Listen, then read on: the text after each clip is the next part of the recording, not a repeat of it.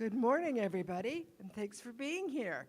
And thank you to all the people that are online with us today, too. Thanks for joining in. My name is Joanne McGuire, and I'm here co-hosting with Linda Toden. The Unity Movement embraces the inherent worth and diversity of every individual, fostering an environment of acceptance and respect for all people without distinction of any kind. We come together to encourage and support one another in our individual spiritual journeys. Wherever you are in that process, we are glad you joined us today. While it is a well-traveled land, we would like to respectfully acknowledge that the land in which we gather today is the traditional territory of the Three Fires Confederacy of the First Nations. And that's comprised of the Ojibwe, the Odawa, and the Potawatomi peoples. We are grateful to work, live, and learn in this area. Today, I'd like to also introduce today's musicians. We have Mike Karloff on the piano, and we have the lovely voice of Angela Shaka. So thanks for being here today. And I'm so pleased to be co-hosting today with Joanne. Thank you so much. You're welcome. Nice to be here with you. So I'd like to do an opening prayer. So if you just take a minute to get comfortable in your seats. I know some people are still coming in, so we're grateful for that. So just kind of take in a nice breath in, filling your belly, and then breathe it out. Just become aware of their present moment here with us. Blessed with divine love, I live a life of compassion. Having compassion for one another blesses them, of course, but it also blesses me or us. I feel called to be with those who come to us for a listening ear or a comforting word. And when we extend our hands to them in service, we lift them up with our support. We do this mindfully, careful to have compassion for ourselves as well. There is wisdom in realizing that one cannot be all things to all people.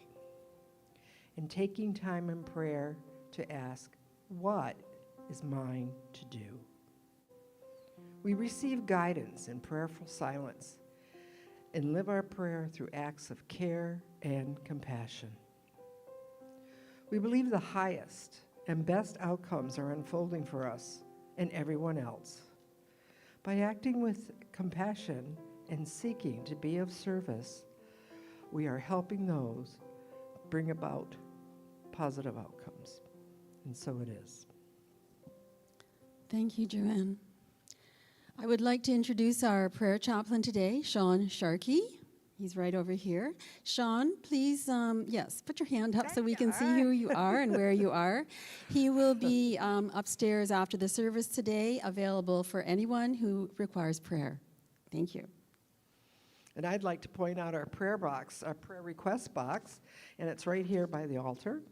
And there's prayer requests there and some pencils and pens, and you just fill out the form and insert it in the box. And the prayer chaplain team will hold all your prayers and those requests with you. Also, we have our silent unity slide. And we just want to remind people that there is an online 24/7 prayer support with Silent Unity. And the phone number is 1-800-NOW-PRAY. And now it's time for some music. Angelica, what do you have for us today?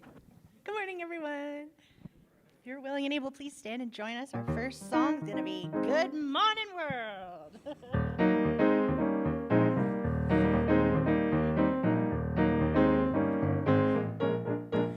Good morning, world. Good morning, universe. I'm on my way to Wondrous Day. I'm ready now for great and glorious things, and I'm excited. Great things are coming my way. Here comes the sun up in the sky. Here comes a bluebird passing passing by, and all the world awakes to say, may joy be yours today. Good morning, world. Good morning, universe. I'm on my way to a wondrous day. I'm ready now for great and glorious things, and I'm excited. Great things are coming my way. Here comes the sun up in the sky. Here comes a bluebird passing by, and all the world awakes to say, may joy be yours, may joy be yours, may joy be yours today. Woo! Great job, everyone.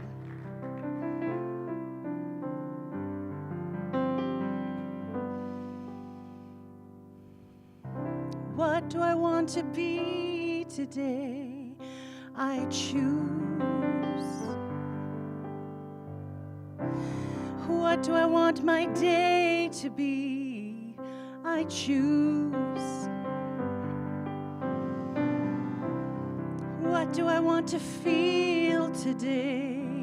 I choose. I choose.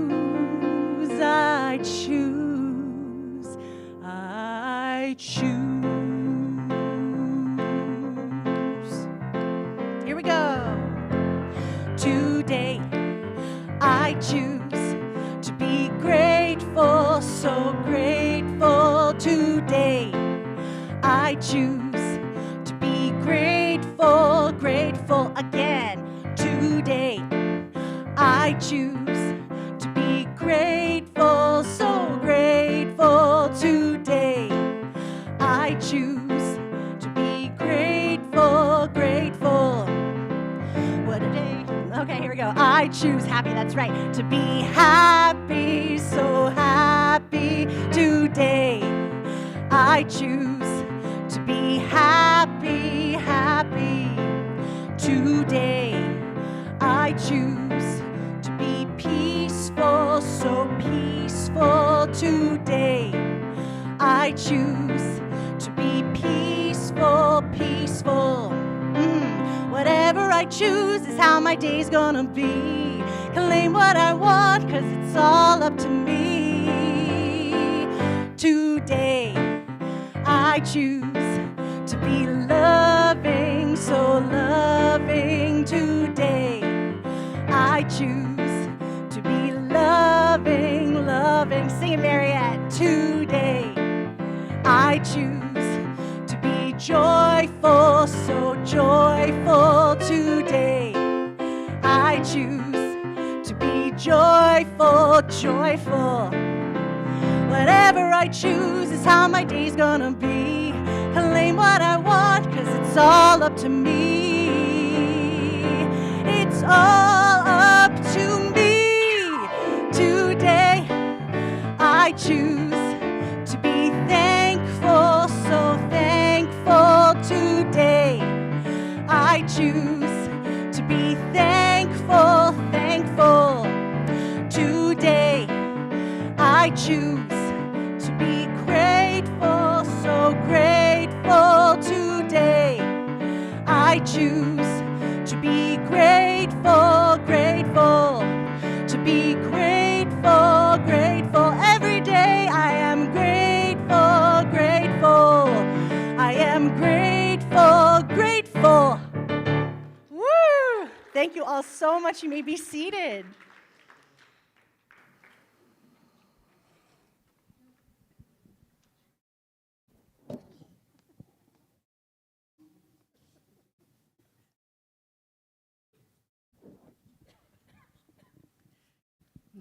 So before I get on to the next part, I just want to acknowledge our beautiful tree. I wasn't part of the decorating, but I really am grateful for all the people who got together and put that together. So I appreciate it, and we have the nativity scene at the bottom, and we have all these beautiful poinsettias and lights. It's very nicely done. So Beautiful. thank you.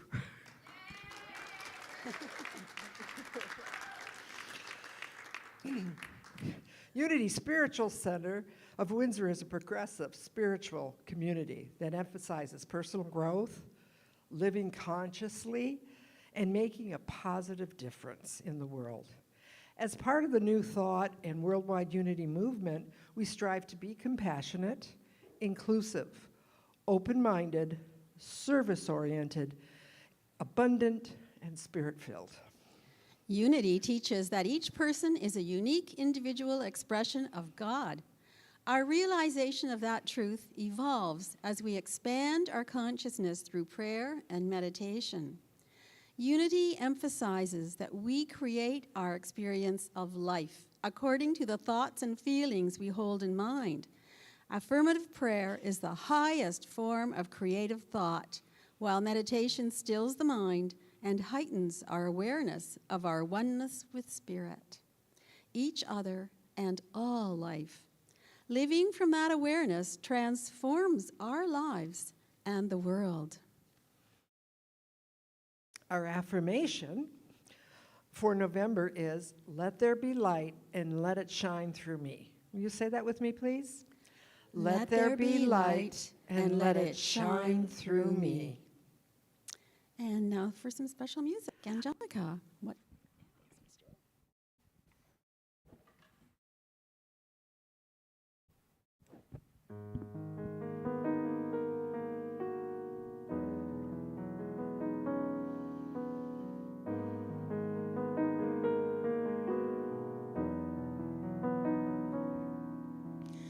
All my life I tried to hide the cracks within my soul. God forbid that you should see what no one else should know. Day by day it wore me down, this aching pain inside. I had no choice but to set free what would not be denied.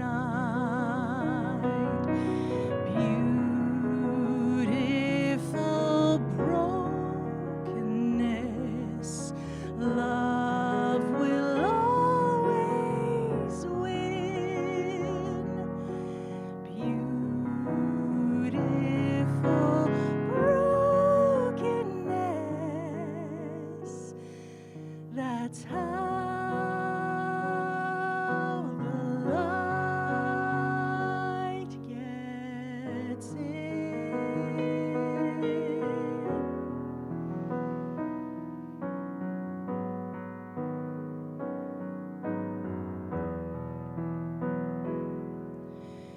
From the shattered pieces of a life tattered and torn, something lovely rises up, and I have been reborn. Day by day I wake to someone I have never seen. Who'd have guessed that I could ever love someone like me? Beautiful brokenness, love will always win. Beautiful brokenness, that's how the light gets in. Out here in the open, I have freed my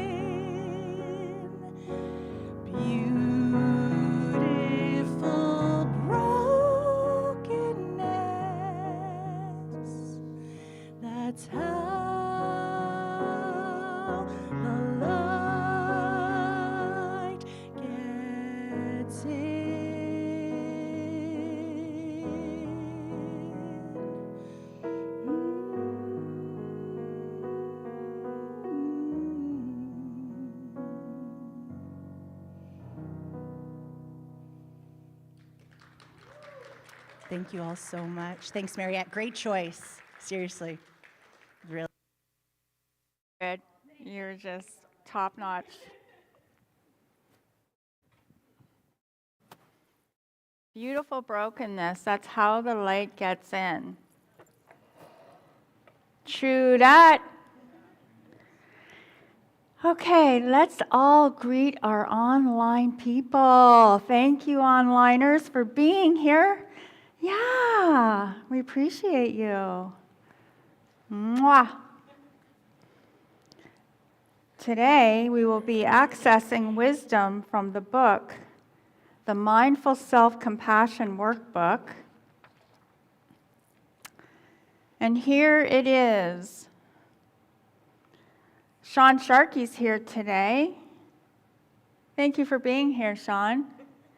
Sean and Ken Hart are facilitating this class. They're using this book. And I think you're on week what now, Sean? About 7 or 8, something like that, of a 10-week course. And so they're right in the midst of it. And I was very inspired about how they're offering this class every year. And is this an annual thing? Yeah. I was going to ask Ken about that. No, we'll see. But I went and got the book for myself and my girlfriend Audrey, and we're excited. And I'm excited. So I'm going to use a meditation that is found in this book. There's quite a few meditations in that book that are just lovely, and it's called affectionate breathing, which I haven't heard before. So of course I was all over that, and I had to share it with you. So we're going to begin this meditation right now, actually, just to change things up when you thought you knew the score. So take a deep breath. Yeah, just center yourselves.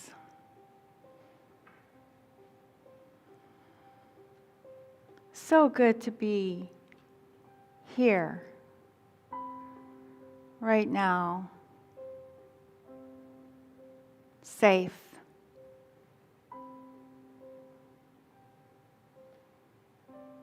Find a posture that is comfortable. Center yourself with a cleansing breath. Relax completely. Take a few slow, easy breaths, releasing any unnecessary tension in your body.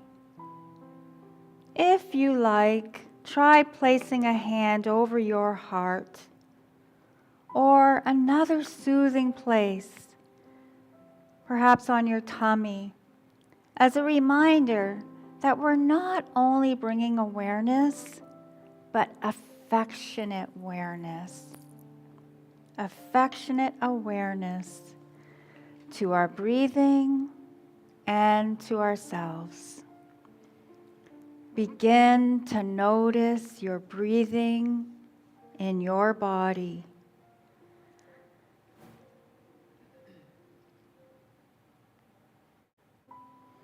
Feel your body breathe in. Feel your body breathe out.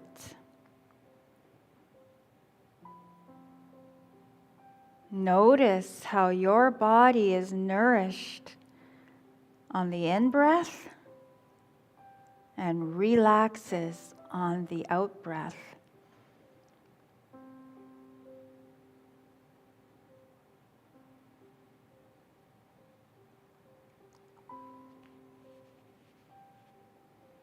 See if you can just let your body breathe you.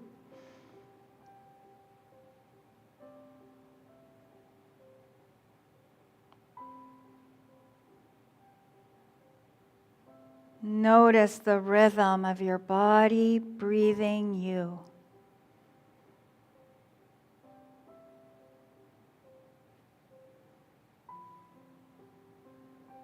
Now your body subtly moves with your breath like the movement of the sea.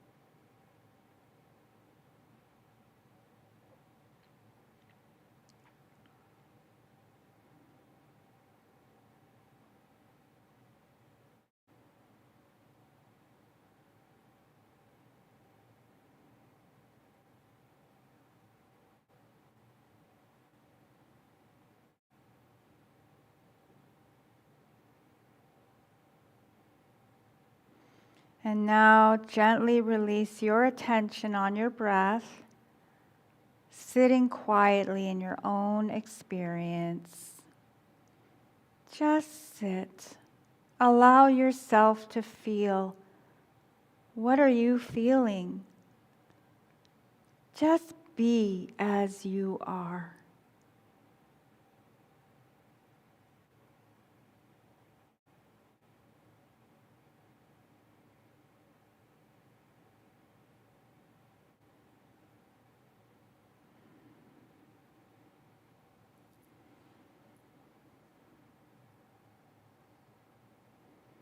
Slowly and gently come back. Open your eyes, wiggle your fingers, your toes.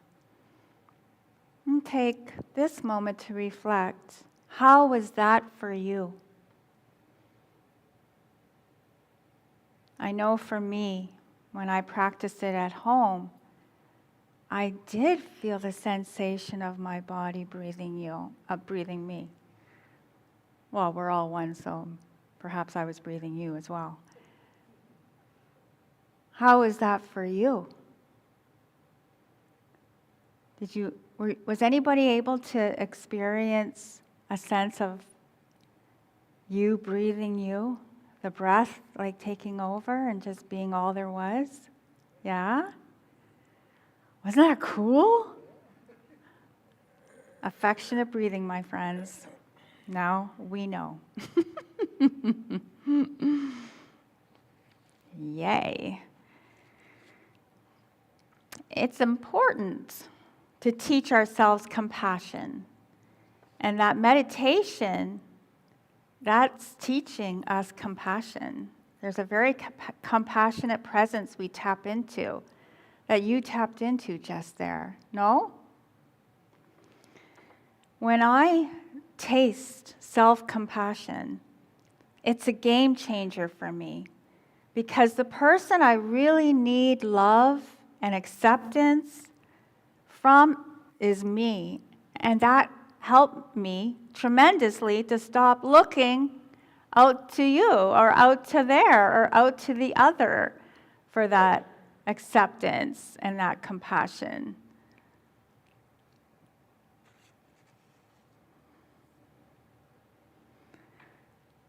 I am more willing now to accept that I am still beautiful, even with all my foibles and weaknesses.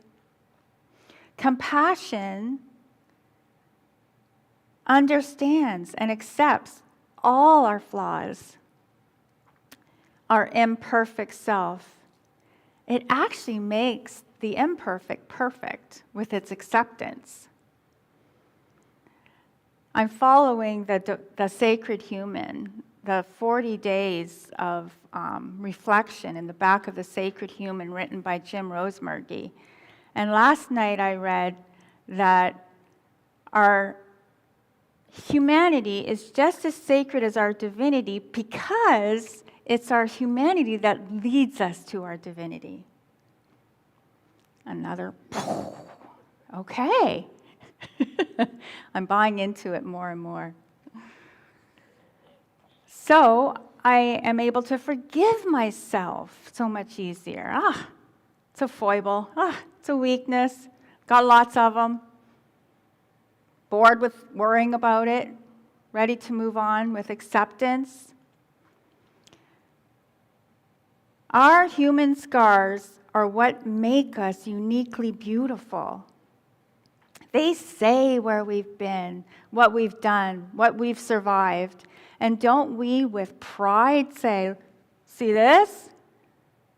Guess, you can't even guess. Let me tell you what happened here. Right? Or our kids, do we not watch them really like, I got smacked, by my brother right here. He tried to kill me, but I survived. So I assert it's the same with our inner scars. No shame there either. With pride, we can tell the story of our survival and moving into thriving.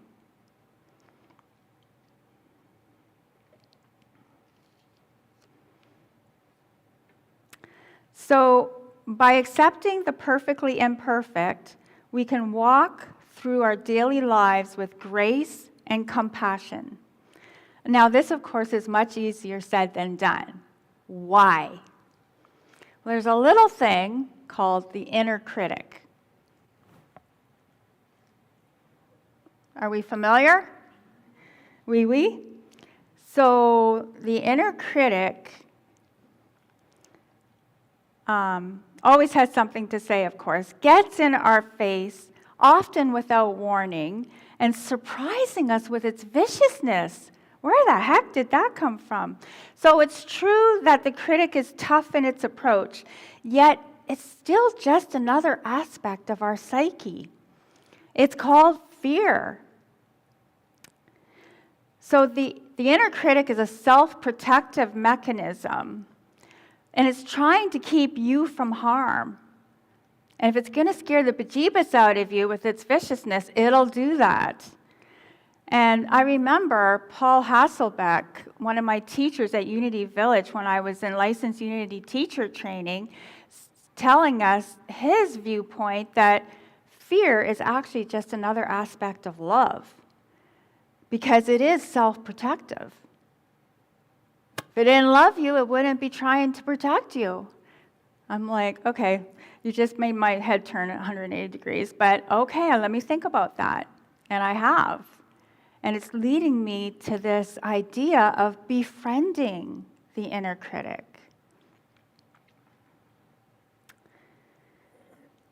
So usually it's social rejection that's our biggest fear, because that insinuates a lot of danger.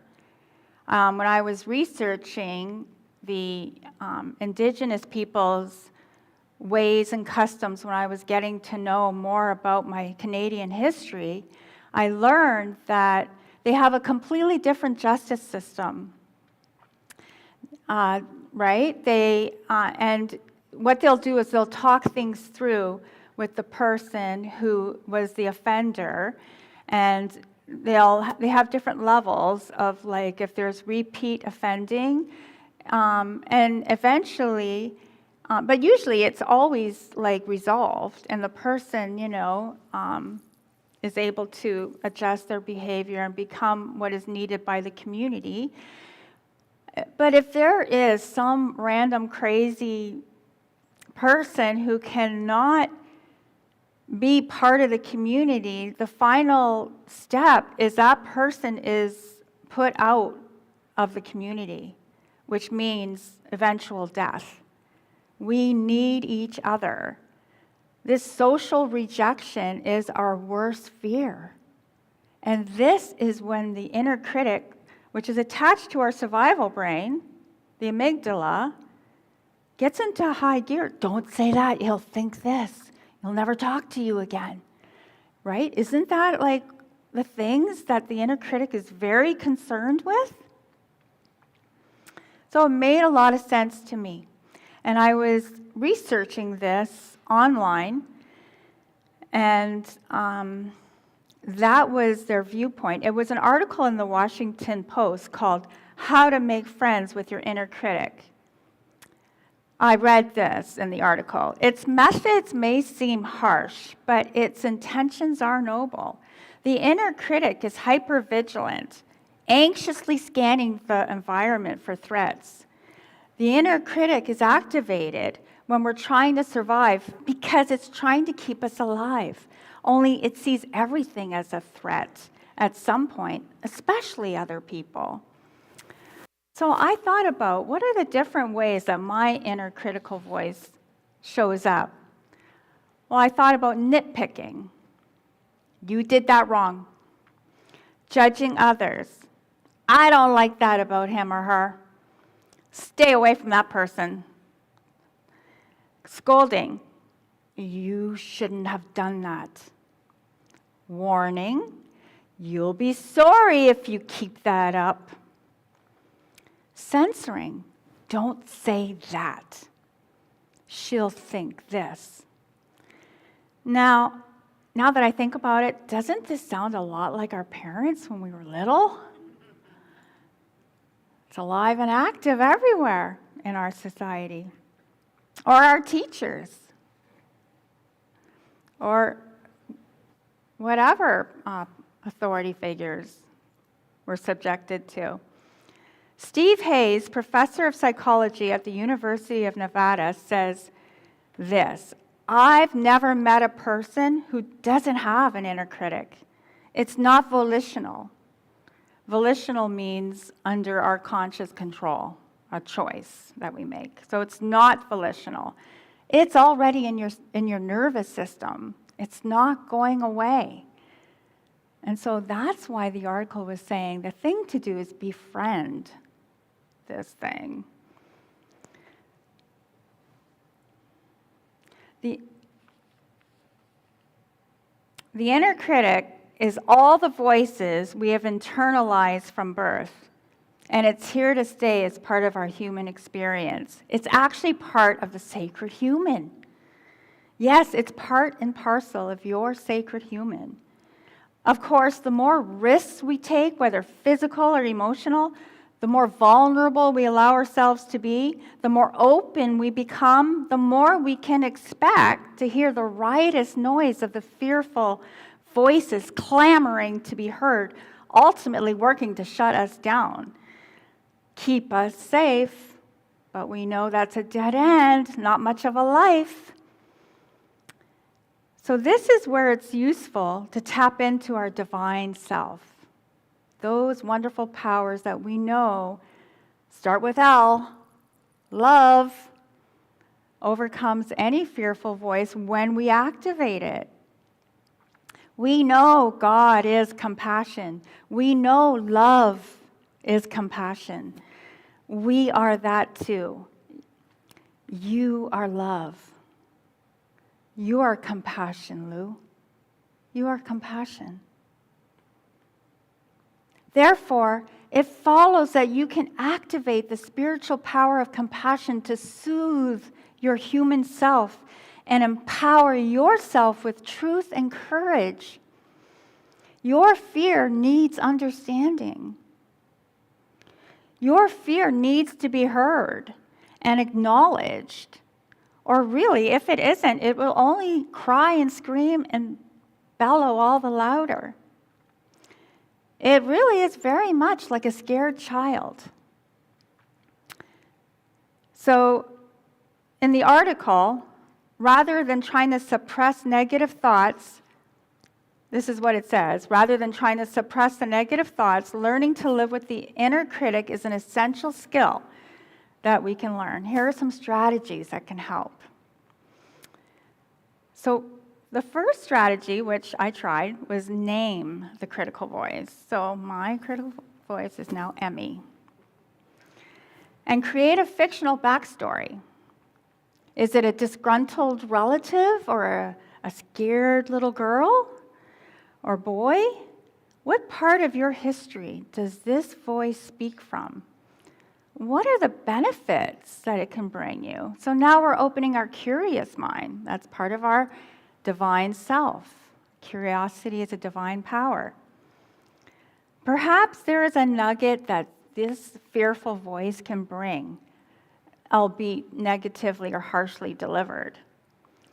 So you can create a liberating shift within your mind by creating a third-person perspective with the inner critic. As soon as you name it, you've given it some distance. Now we're going to talk instead of you buying into it as being you. You've created some distance. Now you can get curious and find out, well, where's this criticism coming from? And what are you really trying to say? So Emmy was gravely warning me to drop my plan, to open up my heart and speak to something that I feel very sensitive about with a friend. She was beating the drum in a dire voice of gloom. What's going on, Emmy? Rejection. That's what's going on. You'll be sorry. It'll be a disaster. Save yourself. Run. Emmy, remember when you gave me the last warning or the same warning last week about the other person that you were really scared about? And look how well that went. What a success that was, and how powerful I stood. And it was a complete success. And I was so scared. I don't hear anything. Very quiet on the home front. I think she's feeling reassured. Not saying. I'm sure she's staying vigilant for the next, right, possibility of danger. It's okay to be concerned. It's part of love. The inner observer is aware. Now, the inner observer we know is that divine self. That is us. And we can observe these things, this concern. And also, we are very aware of the spiritual tools that we have at hand to be victorious, to be successful. So befriending the shadow self with curiosity and compassion is life-changing because it reduces unnecessary suffering substantially. Can you see how that would work? You no longer have to mindlessly believe and buy into the harsh messages the voices say, the false evidence appearing real. But instead, you can ask yourself questions so that you can understand the truth. In compassion, there is no condemnation. The second strategy is to try to offer the voice counter evidence, which I demonstrated to you. Remember last week, right? So that's another excellent strategy. The third thing to remember is that it is important to accept that pain is part of our human experience. The Washington Post article cites a recent study by Steve Hayes and others where they found that being open to painful thoughts and emotions is an important therapeutic tool that accounts for significant change among patients in therapy. So Steve says, what if you could take a magic pill and erase all your pain? But you also had to remove the wisdom and values that you learned from it. Hayes says, I've never had a client who wants to make that bargain. Right away, what comes into my mind is the Lakota medicine wheel. North represents difficulties and hardships because from the north comes the cold, the snow. And that was a time of survival, especially in days past. And for the indigenous people especially. But with the difficulties and hardship came endurance and leadership. So it's when I do the medicine wheel and I honor the North, it's really helped me come to terms with, okay, there's difficulties and hardships, there's pain, and that's part of life. and I'm going to accept that. It really created a shift. So that is a very powerful strategy, I agree. Another distancing strategy the article mentions is practicing mindfulness. When we observe the critical voice in full swing, we notice it, recognize it for what it is, and thank it for trying to help. We can remind ourselves that, but hey, I wouldn't ever speak to a friend that way. I'm going to make an even greater effort to be as kind to myself as I would be to a friend suffering the same condition. So to be very mindful of how we're speaking to ourselves. When we're triggered, the inner critical voice can move in like a vengeance, and it can be so overwhelming because of all the overwhelming negative emotion that accompanies criticism, and it's very triggering. So when this happened to me recently, I became mindful of what was happening in me, and I sat with the feelings for a bit, and I used the compassionate response I learned from the authors of the Mindful Self-Compassion Workbook. I acknowledged silently to myself, Mariette, being human can be really hard. I see you suffering. Just those words really lifted a burden off my heart. Just self-acknowledgement of what I was experiencing. So I found that mindful approach and compassionate response and noticing and acknowledging very helpful.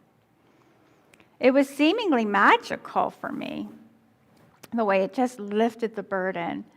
We do that for each other, but do we do that for ourselves? Mirror work also can support mindful, self-compassionate responses like that one.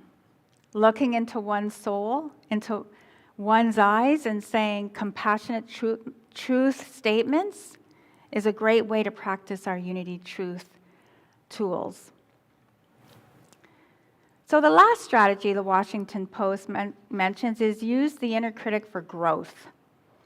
Once understood, the inner critic can be useful. It can, for instance, lead us to a values-driven life. Chronically late people, for example, often experience a harsh inner critic who scolds them for looking bad in front of others and being immature. But if the person values reliability, they can thank the inner critic for reminding them, yeah, you got me. Reminding them of this value that they actually do want to welcome into their life. And start applying time management skills. In this and other cases, the inner critic brings something important to our attention, and we can use the experience to align our actions with our values. Talk about transformational work. Each month, we focus on one of the 12 powers that Unity teaches is inherently ours as a divine being. The power we intentionally look at this month in November is release. And that is all part of what I'm talking about today. Eliminating is releasing what is no longer working for us. So believing in the put-downs, the old beliefs that the inner critic deals out certainly no longer works for me, and I hope it certainly no longer works for you. I enjoy using the word release rather than elimination because traditionally we have used the word elimination for the power. So that's why I bring that up. But release is a wonderful word because it insinuates a constant process. Rather, for me, elimination insinuates a one-time deal. Oh, I eliminated that out of my life. Well, it's a process, and release is a lovely word and a lovely power that we can utilize to let go of and let be what needs to be let go and just let it be.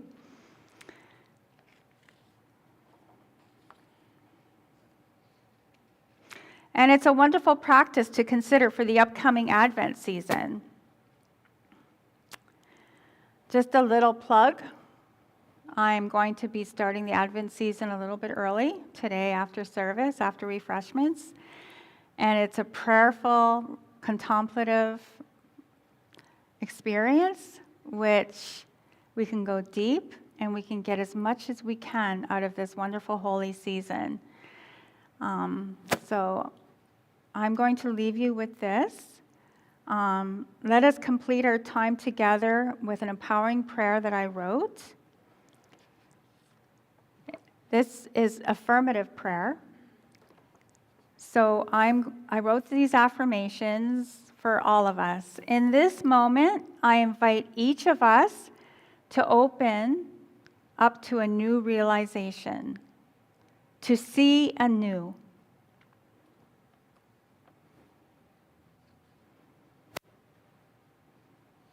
I recognize God as present, as infinite compassion in you.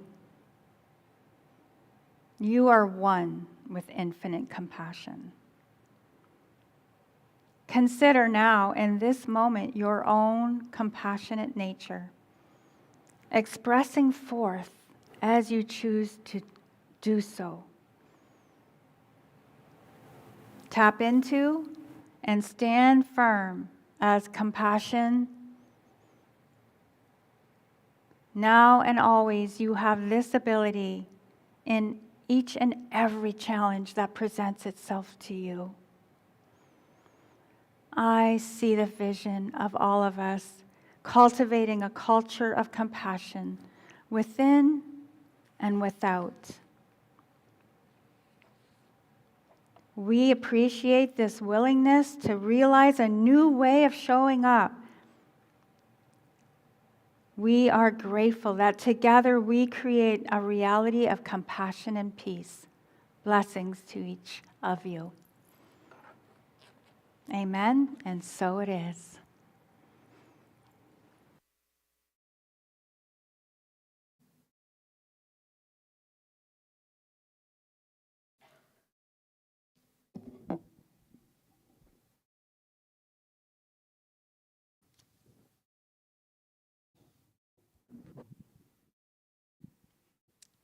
Wow, what a great presentation.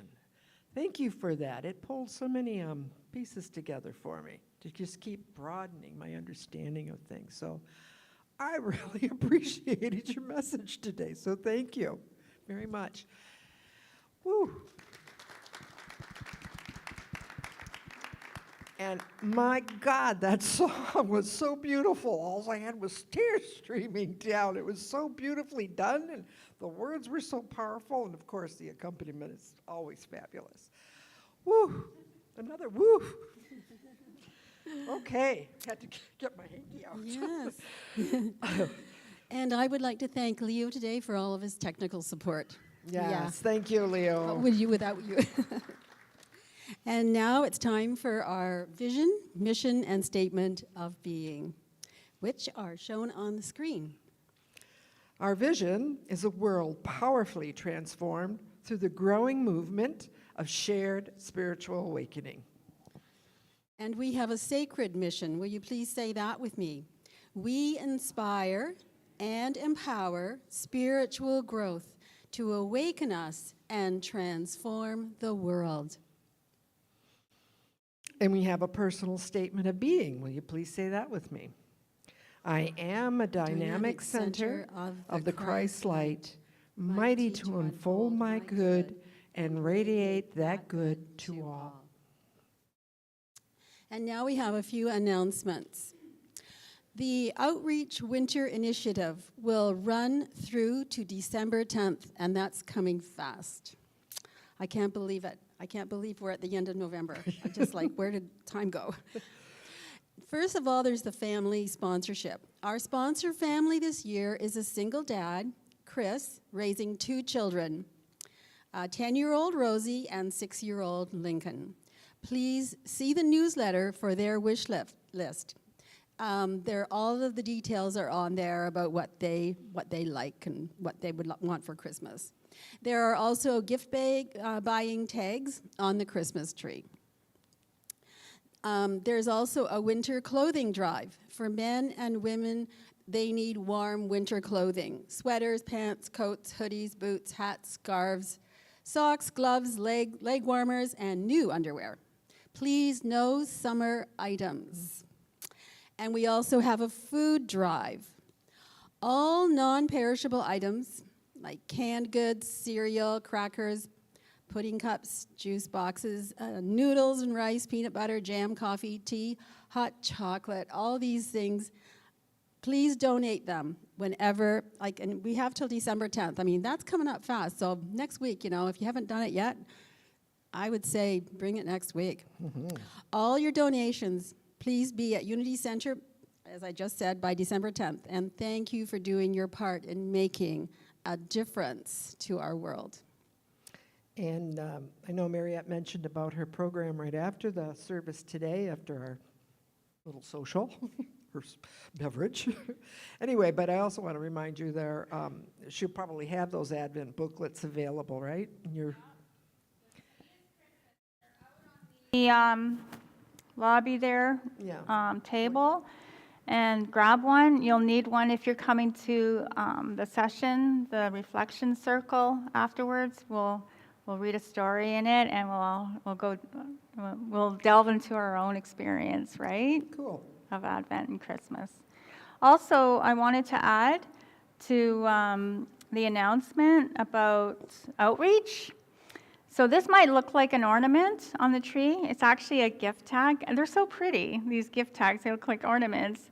But on the back, you'll see to Lincoln, 6 years old. The size is on here. And the favorite colors, red and blue, are his favorite colors. And this one is sweatpants and hoodie. So all you do is you come up and you select a tag that you would like. I visualize this Unity family supporting our wonderful family of Chris, Lincoln, and Rosie, I believe her name is, right? The children, 10-year-old Rosie and 6-year-old Lincoln, supporting them and lifting them up for the highest and best of their good. So yeah, I encourage you to just get her done and come together, because there's nothing like that feeling of sharing and caring. Absolutely. Right? Yep. Thank you.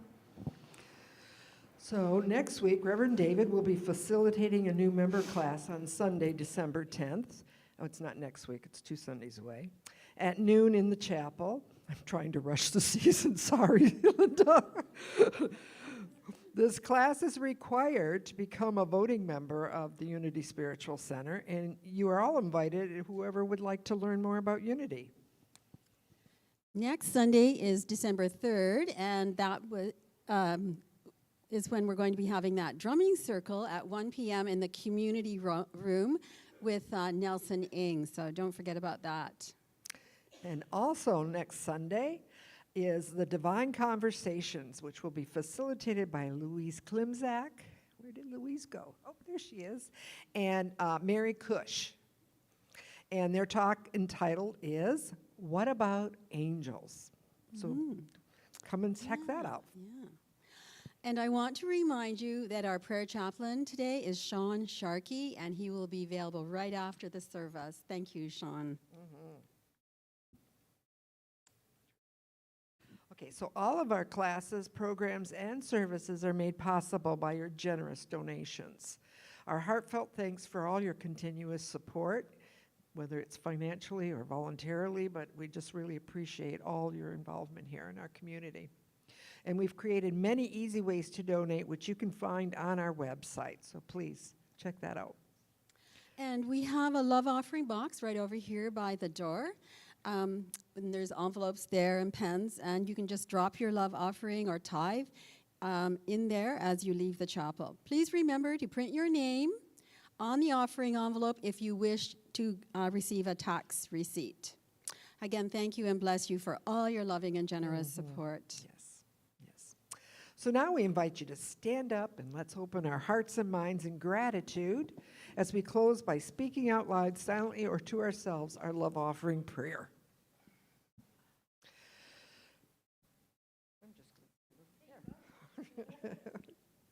Divine love in me and through me blesses and multiplies all that I am, all that I have, all that I give, and all that I receive. Yeah, I've got one. Thank you, though. Let there be peace on earth, and let it begin with me.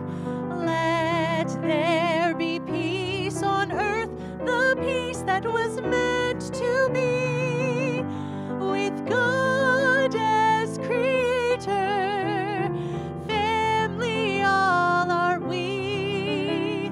Let us walk with each other in perfect harmony. Let peace begin with me.